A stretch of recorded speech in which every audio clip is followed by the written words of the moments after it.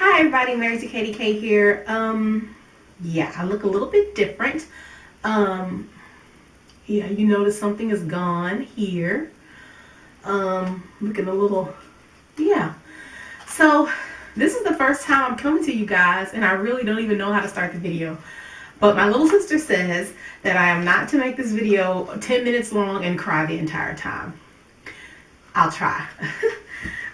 So I think let me just start this video with a true disclaimer that is an accurate fact. Yes, you've already seen the title, and I'm so sincere. I seriously did not know. I'm still in awe and amazed. No idea. So, all right, let me get myself together, and we'll try to start this again. Okay, so yes, everybody, this is him, and you guys know I don't show my kids on here, so this will be the only time that you see him. He just started fussing. And yeah, now I should have my oldest in here because he was the one who was there with me when I found out, and he actually tells the story way better than I do, straight to the point. I'm real animated as being a woman. That's kind of how we are. But I will just go ahead and get to the point. So basically, for the past 2 or 3 months, I have been having severe back pains, every sporadic. Back pains, abdominal pains, higher and lower, but just mainly high, low abdominal pains and back pains. Consistent, but sporadic. So basically, once or twice a week. And so I just thought that I was just hurting, and I didn't exactly know what it was. No belly movement, anything like that. Honestly, just thought it was a bunch of gas, something like that. I know, I hate to say it, but that's what I thought it was. So on the 13th, I couldn't, well, the night, about 1 o'clock in the morning, I couldn't move. Like, I was hurting so bad. I couldn't lay down. It was uncomfortable. I couldn't sit up. It was uncomfortable. I had to just stand and walk or get on all fours. It was horrible. I was in so much pain. So my husband told me to go to the emergency room, and I was like, I'm not going to go to the emergency room. I'm going to go to the doctor because the doctor is cheaper. So I took a shower, a warm shower, very, very hot shower. And then, and while I was in the shower, something said to go to the emergency room and not go to wait till the doctor's office to open. And I was like, I'm not going to do that. And I heard the voice clearly say, go to the emergency room. So I did. And honestly, it's the same voice that told me that my husband was my husband. So anyways, so I told my son to get his stuff together and packed him back. You know, we homeschool, and so I said we shouldn't be here long, maybe 2 or 3 hours. You'll eat breakfast here, then we'll leave, and Mommy will get her medicine and come home. So I went to the emergency room. They took me straight to the back because it was abdominal pain, and when you have abdominal pain, they take you straight to the trauma room. They had me do a sample for them. That took about 20 minutes for me to get down to the bathroom to do it and come on back because I was walking very slow in so much pain. I mean, the pains were coming every 5 or 6 minutes, and it would just shoot across my stomach, all down my back. Nothing like labor with my first son, so I really didn't think I was in labor. Again, when I said I had no idea, no idea. So I'm sitting there in the hospital emergency room, and the doctor comes in and says, well, Mrs. Kemp, you are pregnant. And I said, what? And my son said, what? She's pregnant? Yes, I always wanted to be a big brother. And I just started crying and crying. And I said, can I please call my husband? And the guy, the doctor said, ma'am, you call whoever you want. And I felt like I was going to pass out and roll out the hospital bed. I was so shocked. And I was like, but I just kept saying, I can't be. I can't be. And I know some of you wondering, like, how could she not be? Well, I'm going to tell you why. We've tried for the past couple of years. We have had miscarriages. I know some of you saw my Supermom tag. We have had miscarriages. My thyroid levels are completely off for conception, and also off to even get past the first trimester. If any of you are familiar with having Graves' disease or having hypothyroid, first trimester miscarriages are very common. And so that's what I've experienced. So much so where I felt to blame. I never wanted to even, I thought about not even wanting to get pregnant again because I felt like my body was just taking my children away from me with us having the 2 miscarriages, and I just felt so guilty.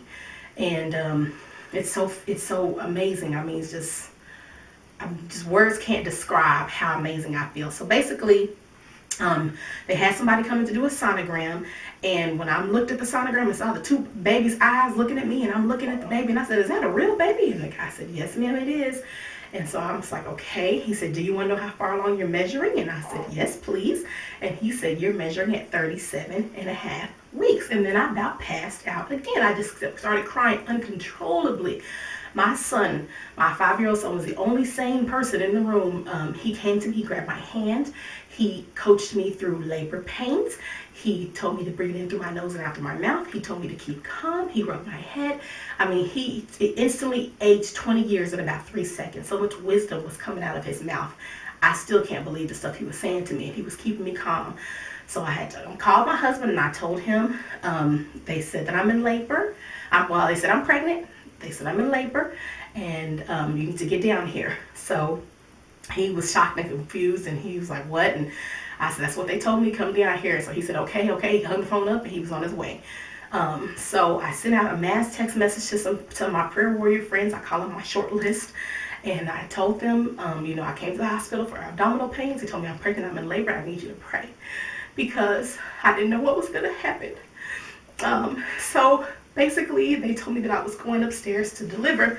When the nurse came in, she asked if the baby turned, and they said yes. And I didn't know what that meant. Again, I didn't go through any of this with my first son. So they told me they were taking me up to labor and delivery. I was very scared.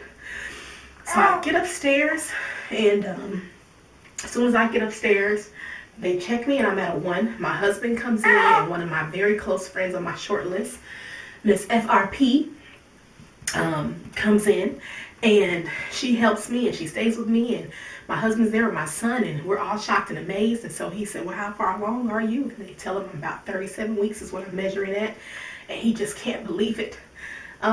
We just can't believe it. And so they checked me again about an hour and a half later. I was at a 5, but there was meconium everywhere. And so with all that going on in there, and if you don't know what meconium is, I'm sure I'll put an annotation to tell you what it is. So basically, we had a C-section, and even that is amazing, because when he came out, he didn't even try to take a breath. And anybody who's ever delivered a child, you just want to hear your baby cry. But I didn't want to hear mine cry, because I didn't want him to take that big gulp of air to scream, because I didn't want him to ingest any of the meconium. He was covered in it, so much covered in it that his body was stained. There's no reason that he should have lived or survived. And he didn't take a breath at all. He just laid there when they pulled him out, and they sucked everything out of him. And then as soon as they did that, he just started sneezing.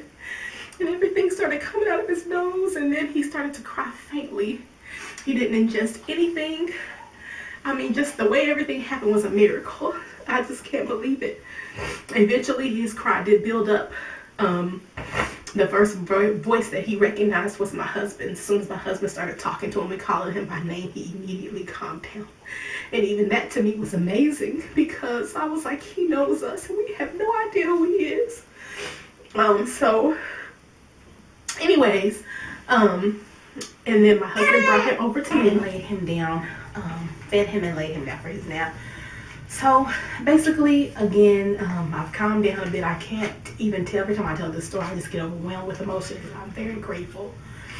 There's no reason that he should be here.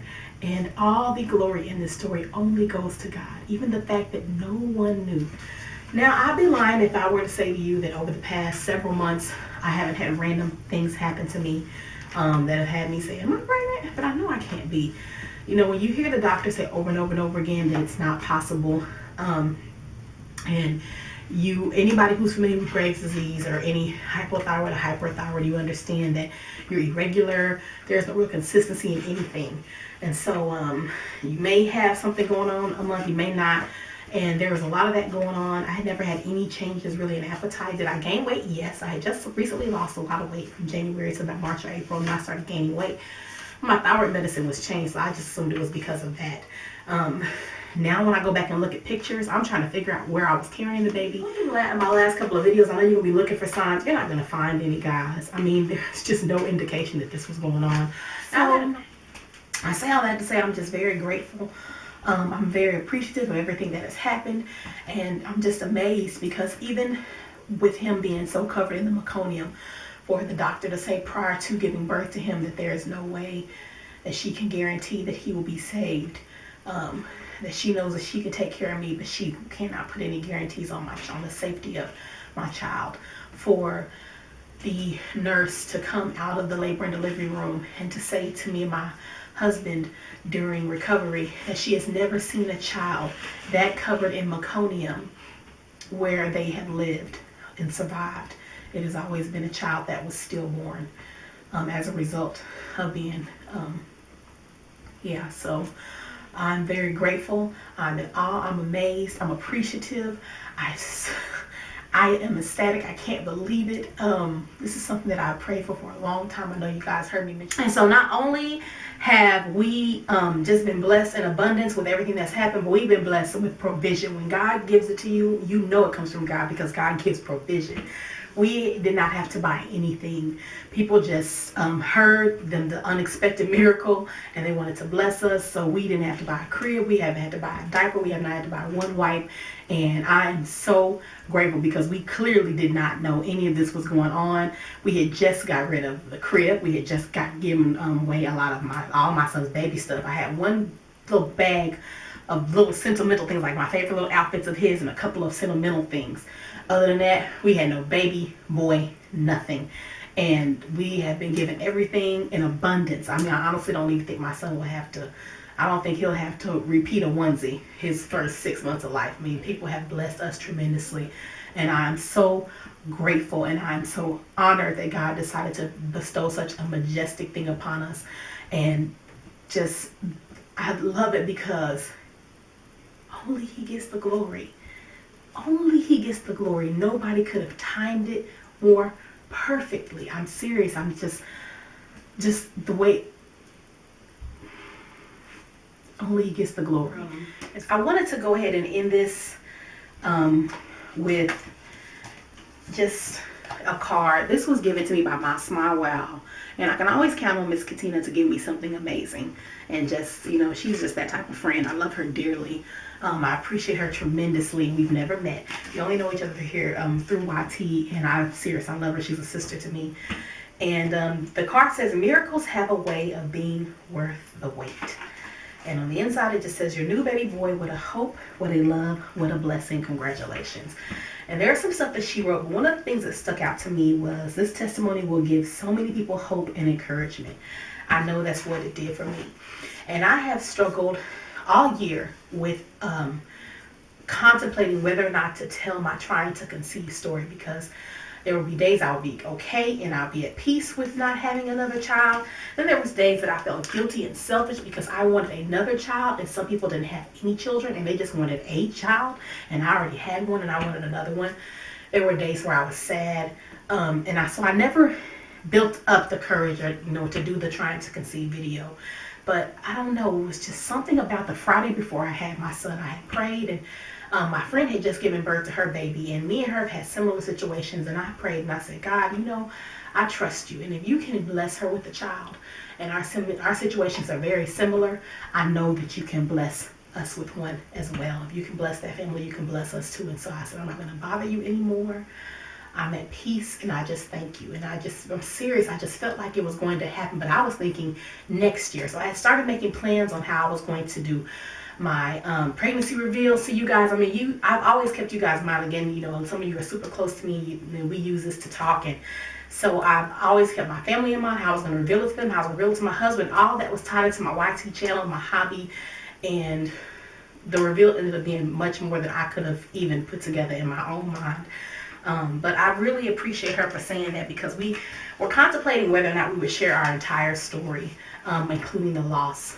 But we are very appreciative, and we understand that there are many out there that are trying to conceive. And so for those of you who are believers, I will say keep believing. God is faithful. And I continue to say it throughout this whole time, but I'm amazed at God, and He does all things well. His works are marvelous, and He is great and greatly to be praised. And I can't say that enough. And so you just have to come to a point where you realize if He does it, awesome. But if He doesn't, then that's okay as well. But that doesn't mean that you stop believing or stop praying or stop asking. Know that He will do it in His time. And, you may not wake up and find out you're pregnant at 9:30 and have delivered your baby by 1:50 like I did.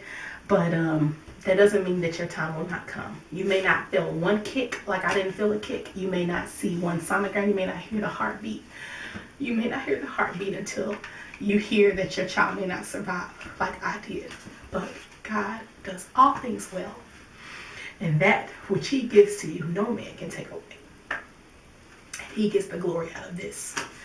And for that, I am extremely grateful, and I am in awe, and I am amazed. And my family is very happy. God does all things well. He does all things well. And so I just say, keep believing, keep hoping, and trusting in him. Your time will come. And if you want to send me a message and we can talk further about it, we don't mind praying for you guys, praying with you guys. For those of you husbands and wives who are having issues in that area, we are firm believers. We are truly adamant believers, and we will believe with you because we had people that believed with us. And I am so grateful. I'm grateful. So that is basically our story. Again, I didn't know. He didn't know. We didn't know. But we are so grateful to God. He does all things well. So I will be keeping you guys updated. Another thing I want to say is that not only, with him being covered in meconium, he had no infections. I had no infections. Because again, they didn't know my water broke or anything like that. So we came out the hospital. We didn't have any infections as a result of the way the labor process went or anything. When I tell you God did that thing, he did it. He did it. Not only that, I'm 41 pounds down in 2 weeks. Who else can do that but the Lord? And I've been trying to get out of the same weight that I've been maintaining for 2 years. Nobody but the Lord. So my body's in a complete healing process with thyroid. There's so many amazing things going on. Nobody but God. So keep believing. Keep believing, guys. He does all things well. And that's our story. So I hope that it helps somebody. We put a lot out there, and I truly hope that it helps those of you who are trying to conceive with or without hyperthyroidism, with or without having any kind of issues. We will definitely contact us, and we will add you to our prayer list and pray with you and believe with you, because we know that God can do it, because we have people that did it for us, and they pray with us and they believe with us, and they got a chance to rejoice with us. So we look forward to rejoicing with you, okay? Don't fret. Your time is coming. We love you dearly. Thank you so much for tuning in, and we'll see you guys in the next video.